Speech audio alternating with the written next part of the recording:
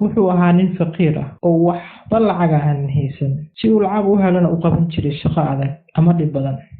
Maalin maalmaha ka mid ah ayuu wuxuu aaday qol uu digaagiisa ku xanaanaysan jiray ama ku dhaqan jiray. Markii uu meesha qolka soo galay ayuu wuxuu arkay wax aad u iftiin badan.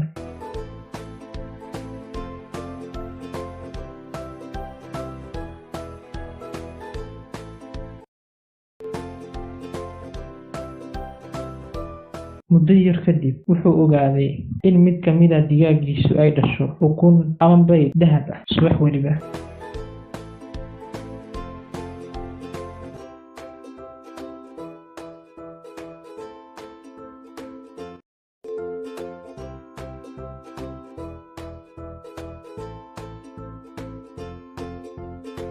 ninkii beeralayda ahaa ayaa isku arkay inuu yahay nin nasiib badan, waayo ukuntii dahabka ahayd ayuu lacag badan ka helay oo ku filan isaga iyo qoyskiisaba.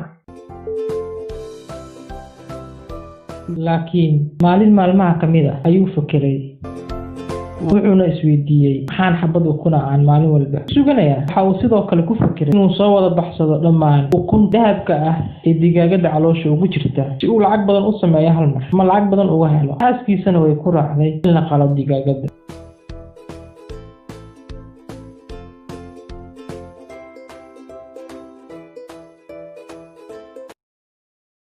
isla markiiba way qaleen digaagadii,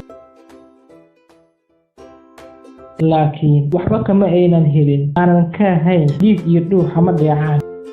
ninkii beeralayda ahaa markii uu ogaaday doqonnimadiisii ayaa uu aad iyo aad u ooyay. marka dulucda sheekadeena ayaa waxay tahay